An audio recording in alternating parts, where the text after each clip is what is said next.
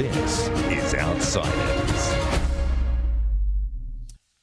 G'day and welcome to Outsiders, the show that is to woke virtue signalling and political correctness gone mad what John Strop Cornell was to low-paid professional cricketers. We've got a huge show coming up for you today with, as always, the hotter than a backyard Barbie in a bushfire, Bonza Aussie Sheila Rita Panahi, the fair dinkum, sharper than a butcher's blade, Seppo from the Sydney suburbs, James Morrow, and myself, the drop-kick dunny rat drongo from down under, Rowan Dean. So let's get stuck into it. Quicker than a rat up a drain pipe, faster than you can blow the froth off a coldie, and swifter than a tradie at 4 p.m. with the latest Outsiders news. Rita and James, let's get stuck into it. The demonstrations, Melbourne, Sydney, Brisbane. James? Well, yeah, so look, there were demonstrations all over the country yesterday, Sydney, Melbourne, Brisbane. An awful lot of the coverage has been about some of the violence that happened at the end of the protest. There's been talk about this case where somebody allegedly punched a horse, although there's video which we'll have a look at in a little bit of that incident as well. But there's also a lot of people who are saying, you know, these were actually very peaceful protests that degenerated at the end. Some people, I think, were saying that the police started to make random arrests towards the end of the protest, which got the protests heated up. But the interesting thing about this is that it is showing that now the political compact we have in Australia over the diminution of rights and freedoms on the one hand in exchange for safety is starting to fray, because the Australian government has taken too long to get us out of this. You know, we're now in basically the 18th month of 2020. 13 million people are under lockdown, and eventually something is going to give, and we're seeing it on the streets here. And you know, without condoning the behavior of some people who did the wrong thing, you can understand that an awful lot of people are really, really frustrated. You know, here in Sydney, we saw the construction industry devastated by a 2-week and who knows how much longer than that ban in activity. You've got a lot of people who are out there protesting all sorts of different grab bag issues around this. And of course, there's a great contrast to the Black Lives Matter protests last year, you know, which were treated with a much more sort of kid gloves treatment by the police. Rita, your thoughts? Well, yeah, there is this two-tier policing, isn't it? We were told with the Black Lives Matter protests, particularly here in Melbourne, when we had quite a significant outbreak, that the police were going to be hands-off, because if they went in there were going to be violent incidents, there was going to be a reaction from the protesters. So the police decided to step back and let them march, not make any arrests, don't try to find people. And they take a very different approach to the lockdown protests. They do go in there with horses. They do try to arrest people and hand out fines. And I think the protesters too, there's no way to lose support for your cause more quickly than to throw things at police or throw things at police horses. There's just no excuse for that. It doesn't matter how angry you are, it doesn't matter how you've been impacted by these lockdowns, you cannot attack police or attack police horses. And that, I think, is just something that should just be uniform. Whoever you are, whatever your cause, whatever protest, you've got to be peaceful. But there is great anger there, and I've been looking at the media representation of the protests today, whether on radio, print, television. It has been almost all uniformly damning of the protesters, painting them in a very ugly light. And I think that's a little bit unfair, because most of the people who were there weren't throwing things at police horses and weren't carrying on. They were there simply to say that these lockdowns are impacting us, and this is why we are protesting them. So, yeah, I think we need to have a consistent approach from the police to protests. If someone is breaking the health guidelines by having a mass gathering, your reaction shouldn't be based on what their cause is. If they're Black Lives Matter, then you stand back and take a knee. And if it's anti-lockdown protesters, you go in there with the batons. You've got to be consistent. Yeah, Rita, I agree with you totally there. I think that the police in this instance, this demonising of the protesters is an absolute disgrace. I spoke to one of the guys who was arrested last night, Scott Hamilton. he originally thought he was arrested and then he ended up with a $1,000 fine. He was just an ordinary bloke from Sydney. His job, his work has been destroyed. He can't earn a living. He went along peacefully to the protest. He wasn't doing anything. Suddenly, a group of police approached him, bypassing a group of other protesters. They'd seemed like they'd singled him out for whatever reason, dragged him to the ground. It was on the news last night. Held him down, didn't drag him to the ground, restrained him for 45 minutes and whacked him with a fine. We saw footage, there's been footage from Melbourne, there's been footage from Sydney of very heavy-handed tactics by the police in the park there at Broadway, Victoria Park, police coming out and dragging people to the ground there in the middle of Sydney and in Melbourne. Very heavy-handed police tactics, completely unnecessary because, let's be honest here, the point of any democracy is the right to protest. Now, if you are going to protest against a political decision such as a lockdown, you have no choice other than to break that lockdown. How else are you going to protest a lockdown other than turning up and saying, we don't want to be locked down? This is the direct result, Rita and James, of we've been talking about this for 18 months.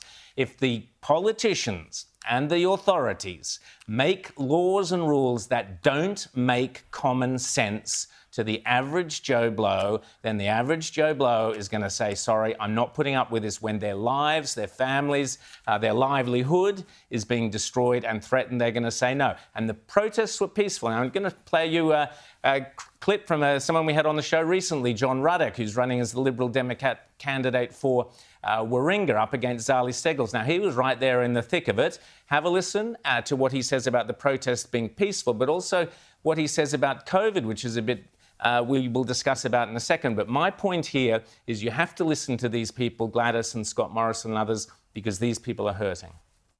Okay, so we're here at the Sydney Freedom Rally. I'm already seeing things in the media saying it's violent. This is the most peaceful, happy protest I've ever seen. People are smiling for the first time. Let's see if there's a big outbreak of Delta. There's no one's got the mask on. I don't think there will be. But I just want to stress this has been a peaceful, happy, good protest, and it's extremely well attended. Let's triple it next week. So, James and Rita, that clip caused outrage on Twitter yesterday, and James will talk about it in a second. But the point here about the protest being peaceful at the beginning, I think is very important. Where did the chaos come from? And this idea now that the police are putting out about hunting down and getting you to dob in your neighbours if you saw them on footage, that's not Australia, folks. That ain't Australia. James. Yeah, and, I just wanted to add on this, yes, absolutely everything that Rita says is correct. Don't throw things at cops, don't attack horses. That's all true.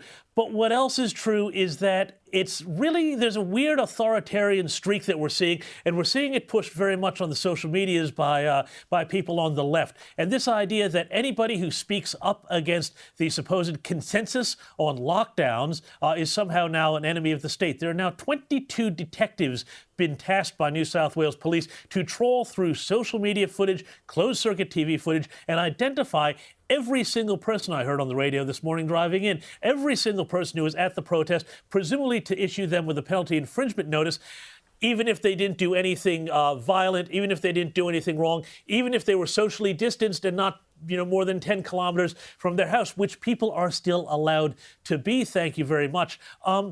There's this authoritarian consensus around not speaking up, and people saying, oh well, people who were at this protest, they shouldn't get any medical care and all sorts of things. It's a very sort of sinister strain, I think, we're seeing to these protests and the reaction to the protests. I'm reminded a little bit of how the January 6th protests at the U.S. Capitol, which did get out of control again, but there's a lot of interesting things being reported about that as well, is being used to demonize absolutely everybody who supported Donald Trump. And so, now they're saying, well, if you are questioning lockdowns, if you're saying that maybe this is not the best way to handle the coronavirus crisis, then you are no better, essentially, than that guy who punched a horse, allegedly. That, I think, is a dishonest way to look at this, because we do need, if we are going to be an open liberal democracy, we do need to have debates on these things, and especially critically things where we are told that we need to give up our rights for a time to handle a bigger issue. And that is the danger. If we can't have those discussions, then we're lost. Absolutely, 100%. Rita? Oh, absolutely. And I think there has been a misrepresentation for months when we've had these protests against lockdowns, and we've certainly had quite a few here in Melbourne. We're up to lockdown 5 now, where they're just portrayed as lunatic, anti-vaccination, conspiracy theorists, when a lot of them are anti-lockdown protesters who've watched their livelihoods have been destroyed, who are looking at what's happening overseas and saying there's no scientific consensus for lockdowns. Why are we taking this approach when the rest of the world's opening up? So I think that has, again, been really unfair, and there does seem to be this group think afflicting the media, the social media, and there's it's not healthy. We've got this social credit system now developing where you've got good citizens and bad citizens, and some of them should be entitled to medical care and some shouldn't, and some should be, dobbed in by their neighbours and get punished for showing up to a protest even if they didn't do anything wrong. So I think we are really in dangerous territory. Let's not pretend that what's happening is in any way normal. Exactly. The fact that all our liberties, every aspect of our lives is being governed by unelected bureaucrats who can deem that, yep, your business has to close and it will close for a month and this is all you're allowed to do. These aren't normal times. So I don't think we should be surprised that there's people who take to the streets. But I think most anti-lockdown people in the community never show up to a protest. They're just people who turn up to work hard. They're not the protesting type. They're the ones who, grumble at home, but would never actually show up to a protest. That takes a different type of personality to protest. You hit on a really critical point there, Rita and James, that even when the going gets tough, you can never forget basic fundamental principles. And our governments appear to have lost that in many instances, the basic principles that our democracy is founded on. There's no excuse for abandoning those, which is why I was really pleased to hear Scott Morrison the other day reiterating, and for the first time that I'd heard him do so, embracing the concept and the principle that we have talked about repeatedly here on Outsiders, which is the concept of informed consent, which is the idea that no bureaucrat, as Rita was just saying, no bureaucrat and no politician has the right ultimately to tell you what you should do in terms of your medical health. That is between you as an individual and your GP. Have a listen to Scott Morrison finally embracing that concept last week. And when it comes to informed consent and giving consent to whatever treatment or procedure you may have or I may have, then I'm ultimately responsible for what people do in their health treatment to me. And there has been the opportunity for people to visit their GP, to have that consultation. The government has provided that and funded that. And the informed consent process provides the decision to the individual. That's the sort of country we live in. And that's really important, Rita and James, that he says that. I hope he means it. I mean, the weird thing is that at the press conference where he was doing that, you were only allowed to attend the press conference if you'd been vaccinated, is what I was led to believe, which kind of goes into coercion and goes against it. Yes, James? Oh, look, I was actually just going to say it's really interesting about that because there was originally they said, well, we only want you to come to the press conference if you have had both jabs. But in fact, then there was such a kick-up among the press gallery that they said, no, actually, all right, fine. Fantastic. We're going to wind back from that. Although there is another question, I think, that raises that requirement, and that was imposed, I think, by the ACT government, which is that if you have, in fact, had both vaccines, doses, which a lot of people have now, and you're allowed then to go to a press conference with the Prime Minister, you're not allowed any other freedoms or any other releases from all of the restrictions of lockdown. And I think that is something else that we're going to need to start to think of. Yes, I know, Rowan, you don't want to create two classes of society, but also if people are going to be encouraged to get the jab, then there needs to be some sort of incentive for them in terms of, getting themselves and society back out of the mess that they're in. Because, one other thing I just wanted to mention. Absolutely. So long as you are not coercing people by denying them of their basic fundamental rights and then saying, oh, you can only have those rights if you've done this. Rita? Well, we don't have fundamental rights anymore. A fully vaccinated person can't go and visit their fully vaccinated sister or mother. There is absolutely no incentive really being provided to get people, and I think that's what we need to do. We need to encourage, we need to persuade rather than coerce people to get the vaccination. Hear, hear. That's what real leadership is. Absolutely, Rita. Now let's look around the world quickly because I think we're at the beginning, unfortunately, not at the end of some serious political upheavals based on this very issue. Well done to Scott Morrison, as I said. But we see in Greece, around the world, over the last 48 hours, there have been protests about mandatory vaccinations of different sorts. In Greece, they've been up in arms against it, protesting against it. In Spain, there have been protests about lockdowns, with one court finding that lockdowns were illegal. The top judge there in Spain said, no, these lockdowns are unconstitutional. We've seen similarly, there have been, in Italy, I believe, there were riots. In France, we've seen mass protests against mandatory vaccinations. And even this is where it gets so sick, James and Rita, and James, I'd like your thoughts on this. In France, they're now saying, Macron is saying, you can only go to hospital if you've been vaccinated. That means hospital for anything, not just COVID. What do you make of that?